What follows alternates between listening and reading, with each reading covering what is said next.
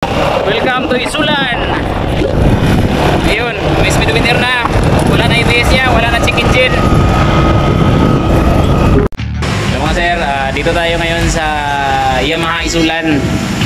May isang taitong tropa dito na nagpa-rescue sa atin about dito sa ABS ng X-Max. Kasi ang problema nito na sunog yung kanyang ABS board. So ito. Ayan, sa wakas nagawa din namin ng paraan at naayos na rin. At bumalik na rin yung kanyang speedometer.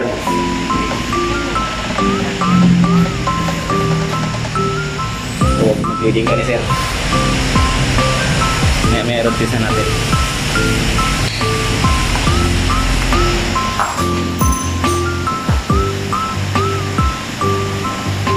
Alright mga sir, check natin yung dashboard ng Yamaha X-Max.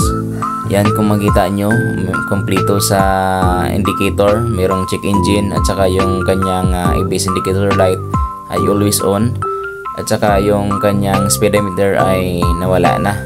Yan mga sir, gawa natin yan ng paraan para maibalik natin yung kanyang speedometer at maayos na natin yung kanyang ABS system. Ganito pala yung nangyari sa ABS ng isang Yamaha X-Max mga sir. Kung makikita nyo sa kanyang ABS system, ayan, may umangat na dyan na part sa kanyang board. Ang ibig sabihin yan mga sir, indikasyon na yan na nasunog yung board. Kaya ito yung gawaan natin ng paraan para maayos ang unit ng kanilang clients mga sir. Ito pala yung mga mekaniko ng Yamaha Isulan. Ito, service center. Ito yung service center nila. Sir, anong rin pangalan sir? Remaster, pero Aming lang sir. Si Sir Aming ang isa na kami ko din. Si Sir Nico. So anong specialization mo sir? Tanan sir? All around? All around. So ito may nagpa-rescue sila sa akin regarding dito sa ABS. So ito na ayos na namin. So balik na lang namin. Then road test. So ginableeding pa ni Sir Amin, ni Sir Amin. So welcome to Yamaha Isulan. Kina-break niya?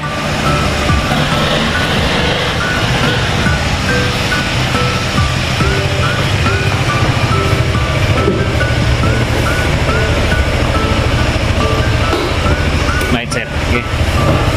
Saka na? Ito daw. Ito ko, likod, ngarbaw ba?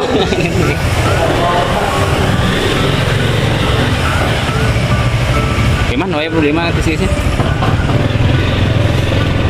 Ayun, bumalik na yung speedometer niya. Good. Off, automatic lang off yung master. CCS. Sige, may purot ba? Welcome to Isulan. Ayun, may speedometer na. Wala na ABS niya, wala na check engine.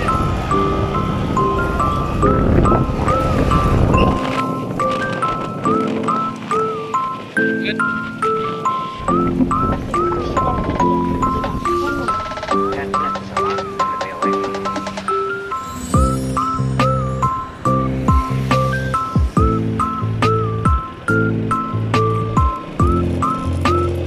Sir, boy, loro sir.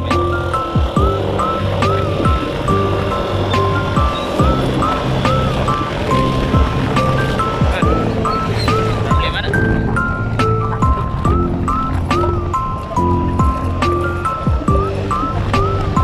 All goods na mga sir, binabalik na nila sir yung accessories ng Yamaha X-Max. Right, silipin natin uli yung kanyang dashboard. Yan, natin. Right mga sir, malinis na yung dashboard niya. Thank you so much, God bless.